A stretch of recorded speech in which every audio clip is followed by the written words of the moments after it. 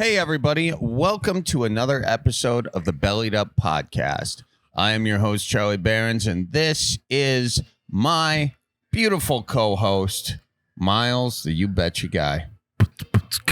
Oh, yeah. Feel that beat. Walking down the street in my old Ford, looking at the gal saying, how you doing? Lord, it's a beautiful day out, isn't it? Wouldn't you want a brandy? Yeah, sure. Got an old fashioned. Rocking at the supper club. It's a great place. Call it the Packing House. You want to have a fish fry too? Baby, come on. Hey. I can't rhyme after that, but yeah. Yeah, hey, Charlie, Myles, look at that. That was right off the top of the dome. It is so hard to listen to you and beatbox at the same time. You know, you were a really good beatboxer. Oh, thanks. That's the only one I got, though. I mean, geez. Charlie, I do think your next album should be a rap album. You know what? I feel like you've inspired me. Do you want to be DJ Myles? Or be DJ YB or DJ YB. What's your thing? What's your call out? Like your DJ Khaled? What is it? I did it in that one song that I did do. You could do something like, you could do it like, hey, put it on Charlie's tab. Oh, Something that's like good. That's good. But Charlie, what would you title your rap album? Straight out of Wisconsin. Okay, perfect. There you go. I mean, this absolute softball question for you. Yeah, I mean, that was a pretty easy one, you know. Let's see here. Regulate the Supper Club. You know, Charlie B. Regulate. You know. Could do Fish Bones and Harmony. Ooh, that's really good. That's good. Yeah. You know, I could talk about like not drive-bys, but 5-stand. You know, where I'm, or I guess what's the one where you walk to different stands? That's not 5-stand. I don't know what you're talking about. Oh, just shooting stuff, clay pigeons. Oh, okay, gotcha. Like, what's the one that's like golfing? I always forget the names of like it. trap shooting or skeet shooting? Yeah, there's a they got a specific name for it. I thought they had a specific name for it. Maybe it's just at this one place I go. Anyways, yeah. Yeah, you could talk about shooting the rabbits. Shotgun whipping pheasants out of the air. There you go. Instead of pistol whipping, you're now shotgun whipping. Do you think you could make it as a rapper, Charlie? That's the sound it makes in Duck Hunt when you hit the clay pigeons. Do you think you could make it as a rapper, Charlie? Yeah. I would be known for, like, you know how like there's sort of sound effects in the background. They're like, what was it? I'd have like duck calls. Yeah, that would or a turkey, be little turkey scratcher. Mm-hmm. That could be a good idea. Maybe a rattle bag in the background. Oh yeah, a rattle bag.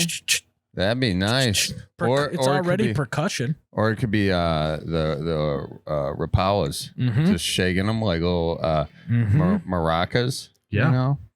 Mm-hmm. I think that's a good. I really think you should at least do one rap song on your next album. Yeah, just for funsies, you know, just see if maybe, you know, I wouldn't be like Eminem. I'd be like... You'd be more like Lil Dicky, let's be honest. Yeah. Oh, I don't have any actual experiences like Eminem does. Like... Yeah, you're Midwest cheap, so you would have definitely wrote the song "Save That Money" that Lil Dicky did. So I think you could align with him. Maybe get a collab going. I doubt he would collab with me, but you know what, Myles? I'm just the dream collab for me is you, Myles. So as long as you say yes to me, I'm just living the dream. All right, perfect. All right. Well, should we use some callers? Let's do it. Hello, welcome to the Bellied Up Podcast. Who are we talking to today? Actually made it through. Yeah. How's it going, boys? Good. How are you? I'm good. You got Jeremy from Dallas. Jeremy, what's going on today? From Dallas? Yes, from Dallas? From Dallas, Texas. Yes, sir. Howdy, boys. Nice to see you. Howdy, my guy. Jeremy. You got cowboy boots on right now? Nah, I'm just southern as all get out. I'm actually at work right now. Oh, okay. Where do you work?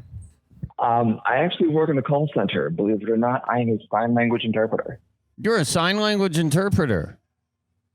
I am. That is my job. At a call center? I work at a call center. I interpret phone calls all day. Yes, sir. Okay. Huh. I didn't know that job existed. Can you walk us through what your day-to-day looks like? Well, basically, so how it works basically is called a relay service. I'm not getting into all the technicals and the specifics of everything, but basically, I have a camera set up on me, right? And so me and the deaf person can see each other, and so they would be, signing an American Sign Language to me, and I would be making a phone call to somebody else who can hear, and they would sign to me. I'd speak to them. They'd speak to me. I'd sign to them, and it'd go back and forth like that. And I do that about 150 times a day.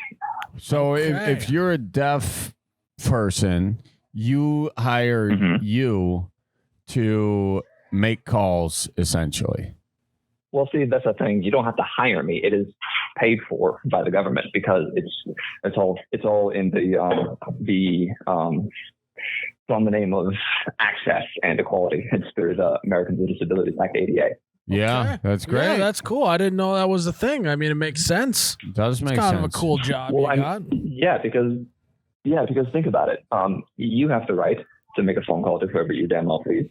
And so do deaf people. They have the right to call whoever they damn well please. Absolutely. I like that. My head's got tons of questions. What's been the I have tons of answers. Yeah, what has been the weirdest thing you've had to sign? Was there any like phone sex going on? Did you have to what do you do in situations like that? Really? Well, the thing is I am bound by federal law to interpret everything that I hear and see. It is like, I'm not even kidding, because it is a relay service through the phones. Yeah. It is governed by the Federal Communications Commission, and I am contractually obligated by law to interpret every single thing that I hear and see. It is all in the name of access. Okay. Well, give us the details. What was maybe a kinky call that you had? Well, that's another thing. I'm also actually not allowed to tell because of confidentiality. Oh, man. Yeah, but you don't have to give names. Federal prison. Federal? They have good food there. Prison. They have good food there. Well, you don't have to say it. You don't have to say it. Just sign it to us right now. Yes, because you'll be able to see what I'm signing through the phone. Yep. Sign it through the phone. Sign it through the phone. Oh, no, wow. That is kinky, Charlie. I mean, Jesus. I'm getting hot and bothered just I've done everything. It's actually a really cool job. But that's not why I'm calling, boys. Why are you calling? Okay, sorry. Well, it's all right, Myles. First things first, I do have a question for y'all. Yeah. What is y'all's favorite not curse word? Like, for example, like if you stub your toe, right, and you're not allowed to curse, what do you say? Because I'm from the South and born and raised in Texas, my go-to is biscuits. Biscuits. Biscuits. Because something happens, I stub my toe, I forget something. Ow, biscuits. Yeah. Yeah. So what's y'all's favorite not curse word? Well, Charlie, why don't you go ahead? I know you've been itching to get that out. Fungus. Really? I like frick or fricker. Fricker, but those are parallel. Frick was a bad word for me growing up. You couldn't say frickin'. Could get away with a freakin'. Frowned upon though, Myles. Frowned upon. Be a little more creative. I like ball sack. Oh, ball sack. Sub your toe. Ball sack. Yeah. I mean, that's just a good one. Yeah, it is a good. I do like ball sack. Yeah.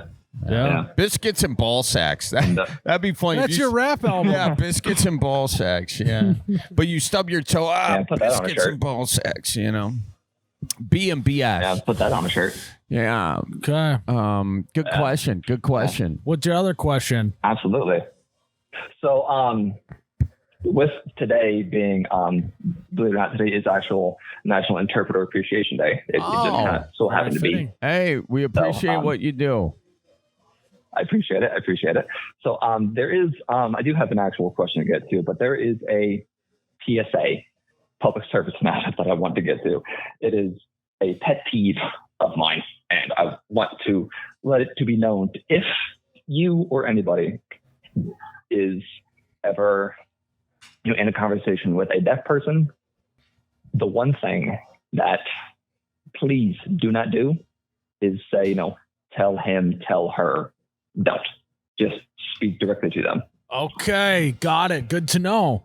That's so super good to know. And I don't think, it's just a very natural thing to do that. So like if Myles is deaf and you were interpreting, I'd just be like, look, dude, I don't know. Like I just talk directly to Myles. Correct. And why is this a big pet peeve, given that I feel like that's kind of a natural inclination? Like, are people supposed to know that? Or does that make you have to translate everything they say verbatim? Everything I have to interpret, not verbatim because it is an interpretation, but it is something that it kind of just gets on my nerves because it's very repetitive. And also, like, it's kind of bringing them down a little bit in terms of, I don't say, equality in the conversation. No, I get it. It's a lot like when you're mad at your brother and you tell your other brother to tell the other brother what you want because you're not talking to him. It's exactly. Yeah, it's one of those situations. Now, I got a question for you. Exactly. Are there any signing podcasts out there? So are there any podcasts that are only people signing that you watch video of? Not as such. However, there is a YouTube channel called The Daily Moss that basically is the national news. It's every day they put up a new video on the what's what in the everyday news, and that's not interpreted. Well, yes, actually, it's put into sign language because the creators and owners of said YouTube channel are all deaf, and so they watch the news and then they put it out into the YouTube in sign language for people to understand. That's cool. Yeah. You never think about that. No. But there might be a market, Charlie, for us to be able to have our own signing podcast. Well, we'd have to learn how to sign. I know. That's what I think we should do. You would. We appreciate an interpreter. Yeah. We hire him on the side. Yes. There you go. Absolutely. You want to interpret our podcast for us, and then we can put it on YouTube? Oh, that's actually not a bad idea Not a bad idea at all. You know what? That would be kind of cool. What would you charge for an episode? Well, let's see here. You probably need two people, right? Like you would interpret for one, and then another would interpret for you. Would interpret for me. Someone would interpret for Myles. Actually, that would be, in a logistical sense, that would make the most sense. Yes, Okay. but then you would have to pay for two interpreters. Well, we'll try it. We should try it for an episode. What would you guys charge for an hour, you think? Well, see, the infamous phrase in the profession is "it depends." Yeah. Oh, yeah. Because Freelancers it depends. love that. No, because it depends on the experience. It depends on the kind of call. It depends on the amount of interpreters. It depends on the length. It depends on a multitude of things. I do have one ask from you. Okay. I would, if you can, it may be too difficult over the phone, but I'd like you to teach us how to sign. Tell your folks I says hi. Okay. That'd be great. We're both sitting here with a full hand. Okay. Okay. So, Or watch out for deer if that's easier. ooh, that one's a bit. That one's easy. That one's Okay. easy. Okay. What All about right. here? We need easy. Okay. Yeah. So what you do is you take your non-dominant hand, Okay.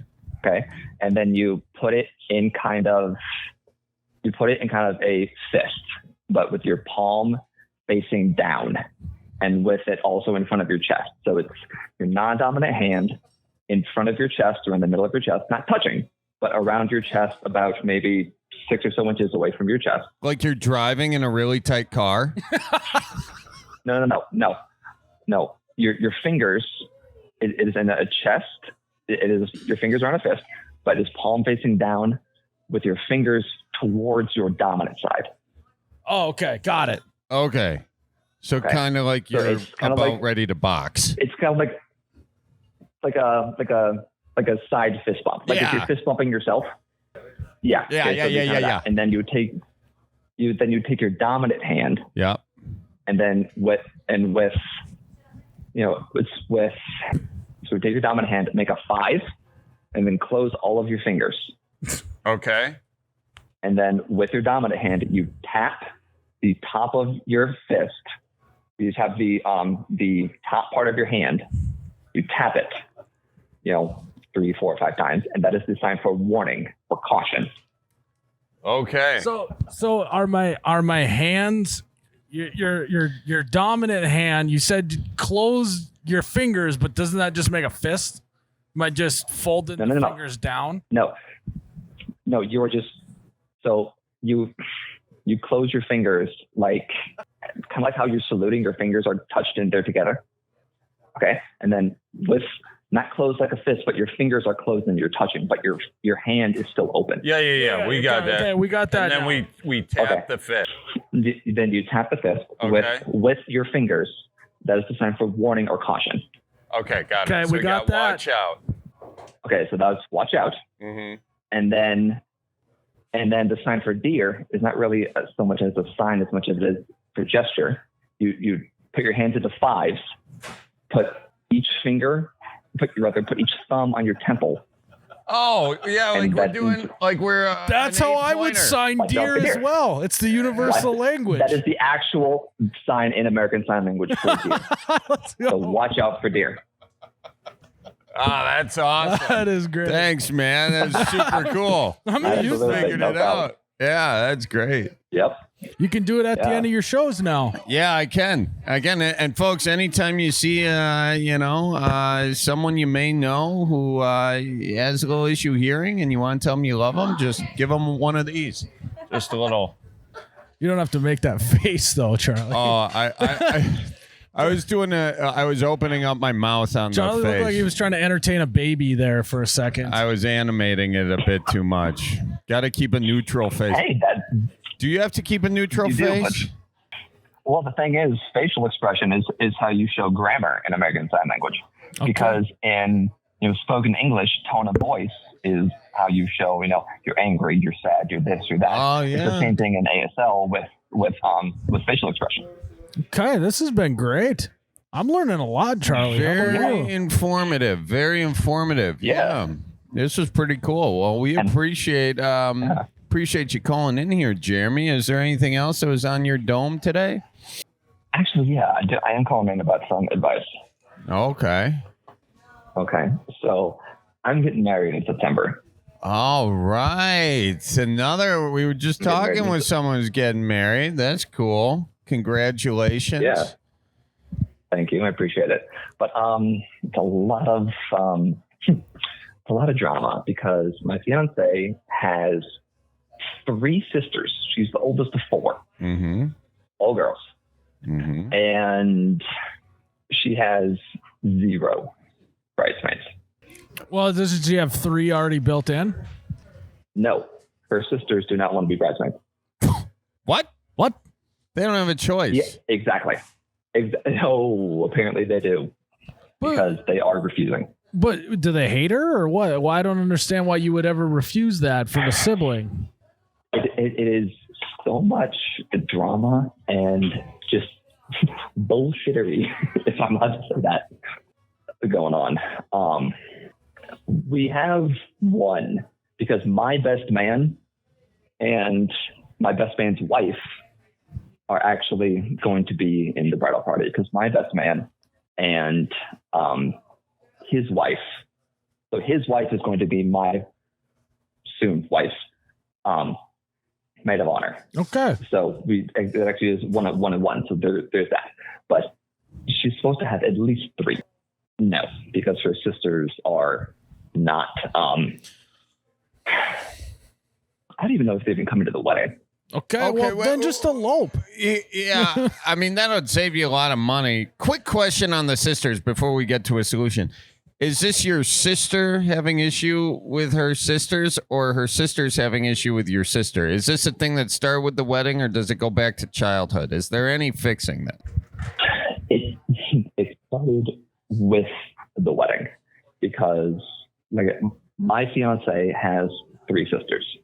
She's the oldest of 4 girls. And so my fiance's first sister, the one closest to her in age, completely blew a gasket when I decided to make a good friend of mine a groomsman.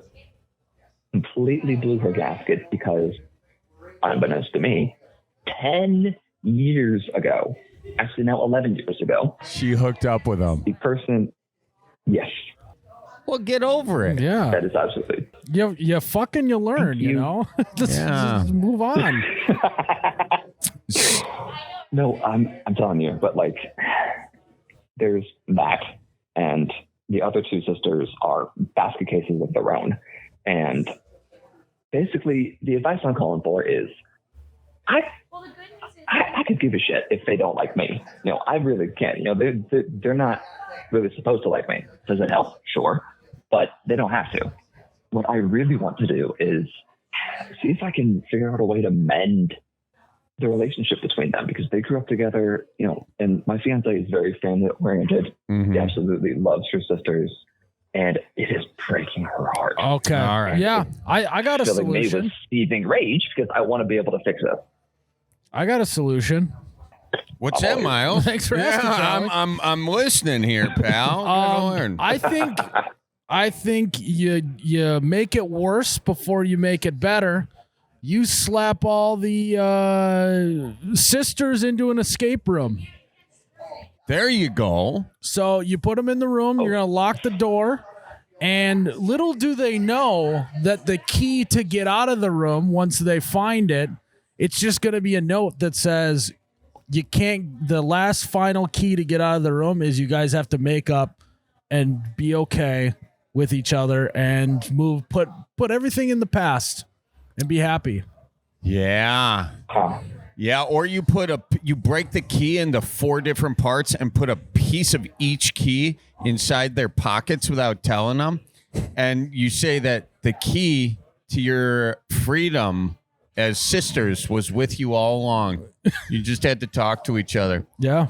I like that. A little escape room. That could also put you in jail. I think that's technically kidnapping, but minor details. Hey, quick question. Another way you could solve it. Your best man is the one that dated the sister 10 years ago, yeah? No. It's just his buddy. Oh, it's your buddy? Yeah, it's one of my friends. It's one of my other friends who dated this girl. So she just doesn't does she disapprove of you being with her sister, period, or the fact that you're inviting that guy to the wedding? A little bit of both. Okay. So the sisters don't like you. Yes. Oh. They're not my biggest fan. What did you do? Yeah, there's got to be some. There's got to be a reason. What did you do? Yeah, give us the backstory here. Because we can't just fix the symptoms. We got to get to the root cause. What did you do? Which sister did you sleep with? What did you do? Okay, first off, I never slept with any of them except the oldest, which is the one I'm getting married to. So there's that. Okay. That was a joke. So, yes, I know. Bad joke. Bad joke. What'd you do? Myles, let's not accuse him.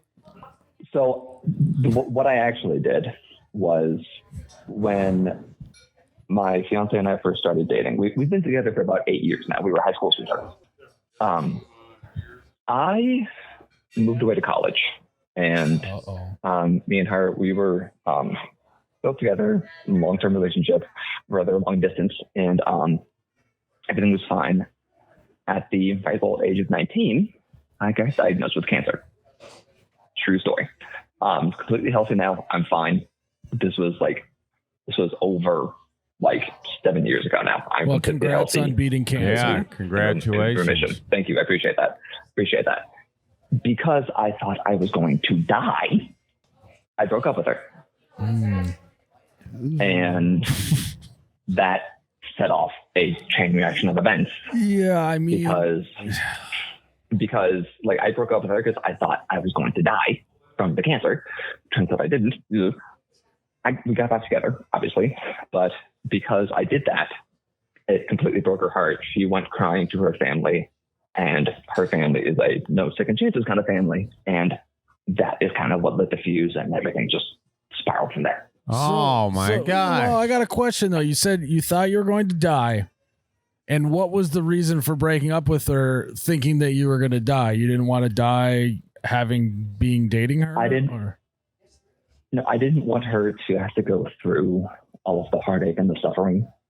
And if, we were together and then I died, it would have just a lot. So I figured it would save her the heartache. Well, he's I understand. Nice guy. You're young. You don't know what the hell you're doing anyway. A very existential situation. You gotta have some leeway for that. And this family's a no second chances family. That's a stupid thing to be. Everybody deserves now, a second chance. to play devil's advocate, Charlie. Yeah. It could also be interpreted that he thought he was going to die, and he thought that there was more things to live for other than dating his girlfriend. Oh. That's how it could have been interpreted. Do you think that's how they interpreted it? I mean, probably. Yeah. You feel good about this whole marriage situation overall? How old are you, Jeremy? Look, I am 27. You're 27. I got married at 28. Yeah. No, I love this girl to absolute bed. You love her. No questions asked. I Nothing. love her to bed. No questions asked. It's going to Well, you did break up with her before you thought you were going to die. Myles, so I don't know if it's love her to death. Jeremy, he's a razzer. This guy, he's a razzer. 7 times. What? We've been on and off together like 7 times. Oh, Like she's broke up with me, I broke up with her. Like, we've been on and off for like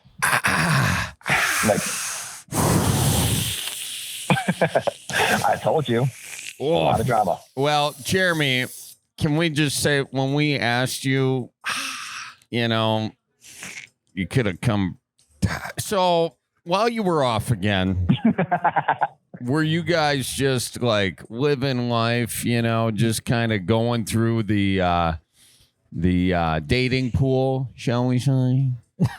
No. I was focused on school. She was focused on school. We never really got back together with anybody. Oh, Okay, you're a one-hit wonder. Have you then. guys only dated each other since the ripe old age of 18? Yes. Oh my God. Wow. This is a wild Lot deal. to unpack. You here. got your walking shoes on. You're on an uphill deal here, friend. That's Look, like I said, I don't care if her sisters don't like me. I just want. Well, the question is how much do you like your fiance, considering you guys broke up 7 times? Yeah, you feeling confident? Well, we broke up a lot of times. To be honest, the last time we broke up, we were 20 and 21, and we've been together ever since. Okay, Oh, that helps. yeah. Still trying to figure everything out. Oh my! This is a confusing story. You guys must have broken up. What time did you start dating? You said you started dating what? 18? I wasn't listening. 18, 17-ish. 17, 18. You guys broke up 6 times in 3 years. Yeah, thereabouts. Oh my gosh! But you've been together straight and ever since you were 20. I mean, none of that counts. By the way, you didn't even have a frontal cortex like that, Myles. Exactly. Yeah, if you don't have a frontal cortex, nothing matters. Okay, so Yeah, he's got a prefrontal So cortex. what can I do to make her sisters, I don't know, get back together and realize that they still love each other, and maybe they can go on like a girls trip or something. Yeah, So they can escape get back room. together, be happy, be friendly. Escape room, girls trip, you name it. You also, knowing all this information now, you got to kind of look at it empathy-wise. You got to put yourself in your future sister-in-law's shoes and realize they just want the best for her. And they see some red flags, which I think rightfully so. But just let them know that you see their side of the story as well, and maybe that can help too.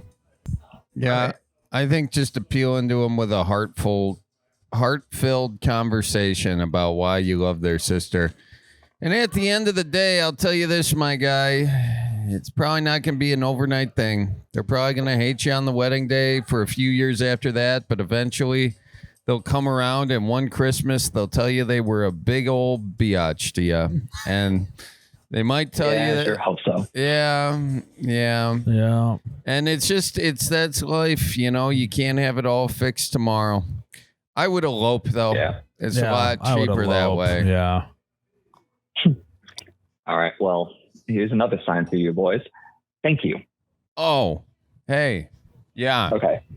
So how do you do it? So remember how I told you how with the warning sign, you take that hand and tap it on your other hand? Yep. You just take that hand and put it on your chin and just go forward. Thank you. Hey. Super simple. Jeremy, thank you. And watch. Absolutely. For deer. Okay, my guy. And also the middle finger means cactus. Means what? Cactus? Cactus. Oh, that's cool. That's cactus. Yeah. That makes sense. The middle finger. That's great. I like Cactus. All right, Yeah. man. Well, thanks for calling in. Good luck. There's a lot to unpack there, but I think you got it. You'll figure it out. Yeah, and when you see your new sisters-in-law, tell them me and Myles say cactus. All right? Knocked it out of the park. All right, boys. All right, be good, Have a Jeremy. good one. What do you think? Should you get married or no? Nah. Nah. I'm always on the nah side of it. No, it seems like he really loves her, but they've been dating for a long time. Sister's huge pain in the ass. Huge freaking pain in the ass. I mean, the fact that they're putting this guy through so much hell, I mean, he loves their sister. Now, unless there's something he's not telling us, which of course there always is. Oh, yeah. I mean, there's a whole other side. I'd like to get the sisters on the podcast. I like to figure out what the real deal is. Mm-hmm. Or he's just an honest fellow. We don't know on this podcast. And that's what we got to tell you guys. We are always just shooting from the hip at one perspective, okay? Yep. But we do learn some things, like sign language on occasion. Myles, it is the last weekend of June, and I just want to raise my glass of tippy cow to you, my guy. Cheers to you. As July comes, Myles, I'm thinking, what am I going to bring to the 4th of July party? And I think I'm going to bring a little bottle of tippy cow. Really? Yeah, because there's nothing better than to, watch fireworks with than a nice, crisp bottle of tippy cow. It just makes you relax. It does. No, I actually, it's beginning to be my favorite time of year. I got a screened-in porch at the lake cabin. Congratulations. When it gets to be evening time, you go out on that screened-in porch, you keep the skeeters away, and you pour yourself a nice, creamy, delicious tippy cow and just take it all in. That's what life's about. It is. Taking it all in. It is. Congrats on that screened-in. One day I hope to have screened-in porch money like you, Myles. But until that day, I'll keep dreaming with my bottle of tippy cow. All right, guys, we have the people's lawyer on the line, the bearded man himself, Mr. Russell Nicolet from Nicolet Law. Russell, how are you? I'm doing good. How about you guys? Insurance companies call him the bearded bandit. Yeah. And he's getting that money, getting that bag for you. Nicolet Law. How do you like that? I was thinking about that as a commercial pitch for a while. What do you think? Well, we were talking about Midwest nice or creepy. Maybe leaning a little bit to the creepy. That's That was just my a creepy dude. I would say that was awesome. That was awesome. That's like my horror trailer voice. In a world where insurance companies try to screw the little guy, there's one man, one beard that stands against them all. Nicolet Law. Fear the beard. Yeah. I mean, I think that's pretty good. That's pretty good. You can just clip that, Russell, if you'd like, and you can run that on local radio station ads. Yeah, I kind of, when you gave it that context in the beginning, and I think now it makes sense to me, Charlie, no longer creepy. Totally our next marketing radio campaign, and then also we're gonna get the beard signal now. Yeah. We have to do it. I Now- just wanted an in the world. That makes it all in the world saves any bad idea. Like Now- if you got a bad idea, you just Myles, please, I'm talking. You just go ahead. I'm not saying No, anything. go finish. No, I You don't can't even know what say I was that saying. and then not finish. I don't know what I was saying. Now, this actually begs Actually, to now the- I remember. this actually goes to the point of what I'm going to make is Charlie and I tend to argue once in a while. And I was thinking this morning, Russell, in your mind, who would be a better lawyer, me or Charlie? Well, that's putting me on the spot. Yeah, but you're a lawyer. You're a lawyer. You got to think on your feet. Yeah, That's very true. Yeah. That's very true. Let's I break do- it down. Pros and cons of Charlie and I as lawyers. All right. Pros. Well, who has more facial hair right now? I would Myles. say Myles. Myles does, yes. That's a pro. That's Just company. Yeah. Just shooting straight. And then who, let's see. So if you're going to be a courtroom trial lawyer, I think, Charlie, you might be a little bit more theatrical, a little more dramatic, so you could captivate the jurors and the people. So I'm going to give you a plus on that one. I like that. Thank you. Myles, though, you're a little bit more matter of fact. So if you're arguing in front of a judge, the judge might like you on that. So I got to give you a point. So I think it's 2 for Myles right now, 1 for Charlie. Wait, so the judge? The judge just likes facts, but the jury likes. No, a he likes story. lawyers to get to the point, Charlie. Right. The judge Right. does, but the jurors want a story. They want to connect. They want to know. They want to feel the thing to do. They also, right? though, don't want to be put to sleep with long explanations. That's why you gotta keep the element of surprise, Myles. Yeah, so that would go right now. So we got More 2 for stuff in mind. What else do 1 I for get? Charlie. Give me more presents. It's Christmas and I only got one. I think Charlie, are you taller? You're taller I than am Myles. tall. Oh, not a chance. Bullshit, Myles. We've done this before, dude. I'm taller than you. Shit. So again, that's going to go to your physical presence, and I'm not saying anything against if you're a lawyer that you can't be short, but I think you've got the theatrical, dramatic, entertaining, and then you've got the taller, larger than life presence. I think So there's Myles another is one for you, taller. Charlie. I think Myles. Are you taller? Mentally, I am for sure. How tall are you? I'm 6'2". My license says 6'1", but I'm 6'0" 3/4. Okay. Right now. What but- does Myles' license say? Does it say 6'2"? Let's see it. Let's see what this license says. Because if No, if it doesn't say if it 6'2". lies on his license, that's 6'1". 6. My license says 6'1" too. Look at that. Oh, All right, so we got a tie there. okay. I've got to get a new. No, you don't have to, Russ. I'm not gonna force you into doing this. Yeah, it's hard to pick because I love you guys both, and I think you both would be Clearly. better lawyers than even I am. But so I'd have to, we could have some kind of contest maybe or something someday, and I could just evaluate you and maybe pick Yeah. a winner or just say, hey, it's a draw. Maybe you guys next- are just both awesome. Yeah, maybe next time you're here with us in person, we can actually do a mini case and That we can would be actually good. do a state your case, Charlie. That would be good. That would be real. And I honestly like that. I like being an underdog in it. Set the bar low, and you can walk right over it. Yeah, I think, the one thing I'd say for both of you guys is, one of the things about being a lawyer that represents the people, the people of the Midwest love both of you. So, that's going to help you be a great lawyer, either of you. So it's a draw. So, yeah, I think we got to have the contest, the skills contest, and we're just going to have to see you guys in action out in the wild, and then I can make a decision. Yeah, I mean, That's I the best think way. that you've already made a decision, though. It's 2-1. So, No, Myles. Yeah, Myles, I don't think you were listening. case closed. You know what, Russell? I'd just like to throw in one more thing for my side. Perhaps I'm a better listener. Yeah, that is that. You have to be a good listener. That's very true. And you got to listen to your clients. You got to listen to the questions that the jury might have when you're picking them. You got to listen to what the judge is asking of you. You got to listen to the witnesses. So yeah, that's definitely going to make it a draw right now. I was going to give you another point for coming up with an excellent slogan, because you kind of got to have that if you want to be a good injury lawyer. Like, you got the injured or no.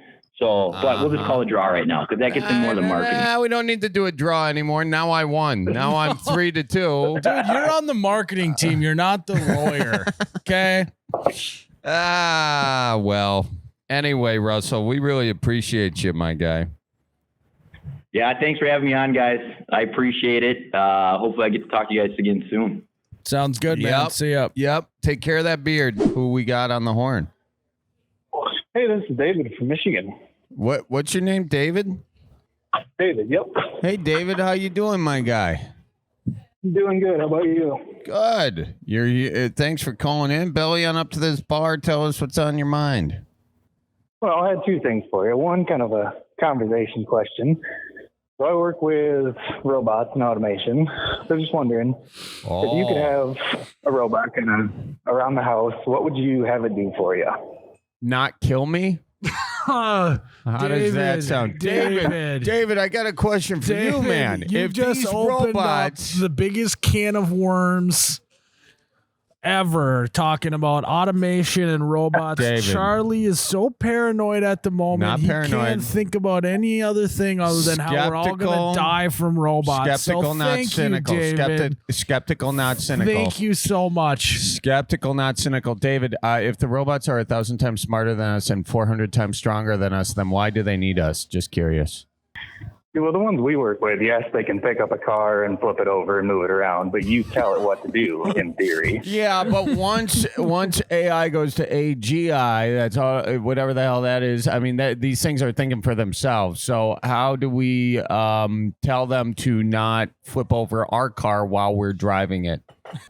Well, see, I got a switch on the side. I can just turn mine off or not hook it up to the internet. So. Understood. As far as the ones that do things on their own, yeah, that's beyond me. Yeah, people. I mean, the military's going to use it. So, the question is, all right. So basically, don't hook it up to the internet. But they're going to figure out how to connect to the internet anyway. Yeah, they're going to figure out how to connect, because we're making them 1,000 times smarter than us. Like, that's the goal. Well, you know? We'll deal with that when it comes up. No, we won't. I mean, we should deal with it now before it comes up. I think that's the best thing to do, you know? And also, we should probably start being kind to these robots, too. I've started being a hell of a lot nicer to Alexa. I'm like, excuse me, Alexa, how are you doing today? I'm helping Alexa out more than she's helping me out. I'm like, Alexa, is there anything you don't know that you need me to look up for you? Seriously. I've done that ever since I saw the U.S. military send out an AI fighter jet that was as good as an actual fighter jet. Ever since then, I was in like, oh, yeah, yay for the USA. I was like, hey, Alexa, I just wanted to say I'm sorry. You know I shouted at you the other day, and that was really wrong of me. Charlie rolls up to the electric parking meter, and he's like, how's your day going? I'm talking to every robot I get my hand, because you think about it, okay? What most of these robots know is the stuff we put out on the internet. How many nice, loving, kind things have all the people out on the internet put out there? I'm going to go ahead and say it may be tilted a little bit in the realm of yelling, bitching, trolling, as opposed to loving kindness. And we are the teachers of these robots, man. And then what do they become? You know, they become these amplified versions of our 7 deadly sins. And if you think about it, the Greek gods, you know, back in the day, what did they say? The Greek gods, they were not flawless. They were reflections of humanity. And then we kind of came in a way from them. I think we are recreating the Greek gods. And I think we all better start looking out for that lightning. That's all I'm saying. So, David, what do you think of that? Well, that's quite the rabbit hole. Oh, is it a rabbit hole? I don't know if we got time on the podcast. Oh, I think we got time. He's like, I got to get going. Buckle up, man. Buckle up. Okay. I'm down for everything. If I really had a robot and I wanted to do anything, I would have it figure out how to maybe purify my water, which is polluted with microplastics and PFAS. You think the robot can do that? Well, we can probably set one up to do that for you. That'd be great. I would personally like to have a robot that remembers to hang my towel up after showers. Ooh, that's a good plan. Yeah, I just, every once in a while, you get busy, you forget it on the closet floor, and you come the next day for your towel, and it's still a little bit damp. That is the worst feeling in the world. Hang your own towel up, Myles. That's what I want to say. These robots are going to get sick of doing your chores for you, and they're going to resent it in the long run. Well, I'll tip them. Oh, will you? Yeah, I'll tip them. Hey, that's a good question. David, what do we, how do we show our appreciation for these robots? How do we respect them? Well, I think one of the best, the ones we're using, I stand about 9 foot tall. This one I'm looking at right now. So keep the fittings all greased and keep the dust off it. And I think they're happy enough. Where do you work? David? Because the ironic thing is your name is David and you're standing next to a freaking Goliath right now. Do you understand that? Well, do you know how that story goes? That's good for us. Yeah. Well, what's the slingshot? Because robots don't have actual eyes, They have sensors. David, I think the only way I could deal with this thing is turning the power off because they can pretty much move anything around without slowing down. So. Jesus. Why are we making these fucking things, David? Jesus Christ. Doesn't anybody see this as a problem? No, this one loads wheels into a grinding machine because it'd be very boring to make a person stand there all day and do it. Well, don't those people need jobs? Is it going to be boring when they take a human and put them into a grinder instead of the tire? Yeah. Or how about all the bored humans that hit the big red button? What about the humans that don't have jobs that could probably, I at least operate a machine to do it? Wouldn't that be better? If you can find someone that wants to do that, but then automating the boring jobs opens up better jobs for people. True. Very true. I like that. That's how I view it too. Well, all right. Well, how big is the biggest robot you're making? Just asking for my sleep tonight. The biggest one I've seen stands, I think it was about 12 foot. What the fuck? From the base, 12 feet either side of extension. That was making the outer cowling for outboards. They'd move those around. Was it? Yeah. Smart. And that one actually lives in Wisconsin now. Oh, it lives in Wisconsin. Can you give me an address now before it becomes smarter than me? I'm going to go take some salt water over there. Just kind of get a little corrosion. Well, if you look for what outboard companies are in Wisconsin, you can get a pretty good guesstimation. Merck? He works for Merck Marina up in Fond du Lac? You got to be shitting me. Not for them, just that's where we send machines. Evinrude? I don't know what they'd want me to say. Wait a second. You said it's an outboard boating company? Yep. So it's Merck or it's Evinrude, I think. Or Charlie, he doesn't want to talk about it. I'm talking about it. I don't care. He didn't sign anything. He called up. David, all right, so you're not concerned at all that these... David, I apologize. You're not concerned at all that these robots are going to be... we're just going to have 12-foot robots that are way smarter than us walking around, just cool with all of us telling it what to do? I don't know if it'll be these ones because they're just programmed to do one thing, but some of the other ones, yeah, that could be a problem sometime. Well, David, let's try and set Charlie's mind at ease. Being in the robot industry, the artificial intelligent industry, what's your pathway to make sure that the robots don't take us under? Know where the disconnect for the power in your building is. What about they can't do anything without electricity. What about when they're battery powered? Oh, then run fast. Okay, that didn't help, David. Charlie already has too much paranoia at times. It's not paranoia. It's actual healthy skepticism that anyone with a fucking brain is going to put these pieces of puzzle together? There's just got to be more oversight of it. That's all I'm saying. And it can't just be a U.S. oversight, because China is going to do the same damn thing. It's got to be the international community, humans coming together, say, hey, guys, I think we are, I think we've signed our death warrant. Yeah, I think we are just racing to the end of our human civilization, which, I've had a good run, but I feel like there, some people out there who haven't and might be concerned about this. But meanwhile, the rest of us are just sticking our head in the sand going, oh, no, it's fine. But then once people don't have jobs, and then what does the devil do with idle hands? And then you got all that chaos in the street, and these robots seemingly the solution. They're going to realize humanity is just destroying the earth, which frankly they have been. But, I feel like we all just kind of want to. And what have we been doing? We've been distracting ourselves. Hey, have you seen this TikTok? Hey, have you gotten back to this text message? Hey, have you shot back this email? We just distract ourselves. Have you listened to this podcast? Bellied Up. It's super good. You should do it. Anyways, folks, get outside, touch grass, look at birds, and realize that maybe we got to start putting some regulatory things in an international body where we can all get together as humanity. Perhaps we could do that. Perhaps China doesn't need to be the enemy and Russia doesn't need to be the enemy. Perhaps they could be friends. And by the way, this isn't something I said to say, oh, yeah, that would be nice. No, we literally need it to sustain ourselves as a human civilization, because united, we succeed. Divided, we fall. And I mean that as a world. Is he a globalist? Oh, for fuck's sake, get over yourself. You know what I mean? Anyways, there you have it. So, David, we put all our hope in you. We do. All righty. I'll make you proud. David, did Charlie ruin your day? Oh, no, not at all. I'm with him on a lot of that we need to kind of get together on things, and especially to get outside and touch grass. I'm with him, too. I just find it very funny how worked up he gets. Well, no one's getting worked up about it. Nobody sees it. The pieces are right in front of us. It's right in front of us. Just. Well, do something, Charlie.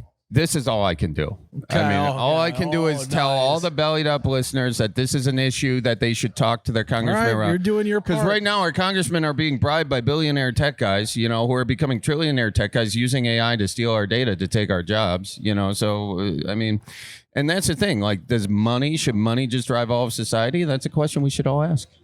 It's a question we should all ask. The answer is yes, by the way. It's how it has been. This is humanity, the actual growth of the technological curve. It's been happening forever. But can we as people be smarter than it? Can we look at what history has done and said, okay, how can we do this in a safe way? I don't know if we can. David, it was really nice of you to call in today, man. Was, my God. Yeah, thanks for taking the call. Good to talk to you guys. And hey, David, I do want to sincerely say some cool stuff you guys are doing, and and I do think with the cool stuff you're doing, but Charlie would like it if you would stop, please. Look, I'm just saying, look at the amount of solar energy we've used. It's also on an exponential curve, and once like these solar panels are attached to, come in smaller and smaller units, and then these things can survive just off the sun. So we should really have. I'm sure there are smarter people out there thinking about this stuff. I just haven't heard one of those smart people come up with a compelling answer for how we're going to prevent some calamity. So anyways, though, David, it is cool stuff, my guy. And I do, it's not a you issue. It's an all of us issue. You know what I mean? Oh, yeah. Okay. Yeah. Oh, yeah. I hope you didn't take this as a personal attack on you, David. Yeah. Oh, no, not at all. Yeah, I think, you're honestly, David, you're probably the guy who knows it better than anyone, and you could be the one to save the world. You could be the John O'Connor, my guy, So We'll come up with a plan for that. I mean, I'm just an electrician, so. No, you're not just an electrician. David, you're the guy who's going to save the world. Jesus was just a carpenter, David. See? You're a modern day Jesus guy. Yeah. Savior. Yeah. David, let me just ask you this, David. If you were the one to save the world, how would you do it? That is an excellent question. I might have to get you back on that one. David, this is the world we're talking about. We'll come up with something good. We're not asking much. We're just wondering how you solve all of humanity's problems. Should be a quick answer. I've been thinking about it, but I just can't come up with the answer. All right. Keep mulling on, David. We are hopeful for you that you can do this. And I'll hang up my own towel in the meantime because I won't have a job because the robot's gonna be doing this one. So I need to do something. So I'll hang up my own towel. But yeah, my guy, I'm really excited to see what you come up with to save the world. We are all counting on you, and you have it in you. Yeah, I know you do. I'll have my robot crack me a beer after work, and we'll think about it together. I don't think he understood you, Charlie. However you got to do it, David. Look, I'm not saying to hell with all the robots. We need the robots, and mostly we need them to not feel like they don't need us. So we got to be nice to the robots. Anyways, David, it is good for you. Good calling in. Did you have anything you wanted to buy, sell, or trade? I think I am all out of buy, sell, trade right now. Unless you want a robot. Well, Charlie just starts blowing all of his money on buying robots and destroying them. no, I would just they can fix themselves, so I'd probably start being nice to them. You know. Yeah.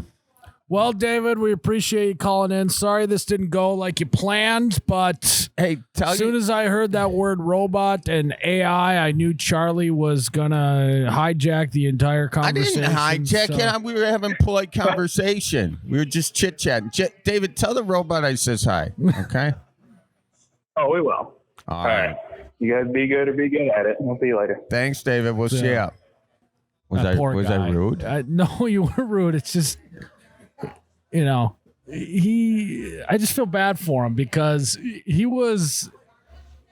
wasn't his fault. He was your punching bag. He wasn't my punching bag. That's why I said it's rude. I didn't want him to be the punching bag. I was just curious if he had answers about that. While I think it's cool that robots can be grown to 9 foot and flip over a car, excuse me for having just a couple. Like robots are giving birth to other robots and then they grow up to be a 9 foot tall robot, Charlie. Okay, Myles, syntax or whatever, semantics. Excuse me for having a couple hesitations about this. Just a couple. Hey, just a little. I'm on board with a lot of what you say, Charlie. Well, I hope I wasn't rude to him, and I hope I mean, I'd love to, pretend to think that that's really just not going to go bad in any way, shape, or form. But well, guys, that was another fun. Folks, that was a fun episode of the Bellied Up podcast. Nice to see you guys. And I'm feeling great, by the way. And I just want you all to know that the world doesn't need to end. You just put your minds around it, okay? Start being nice to each other. Start loving each other on the internet. Leave a nice comment here because the robots, they're listening, all right? And they learn from us. They are our babies. Anything else, Myles? No, I think you nailed it, Charlie. All right. Real good. Well, hey, guys, in the meantime, don't forget to tip your bartender, all right? See you in the next one.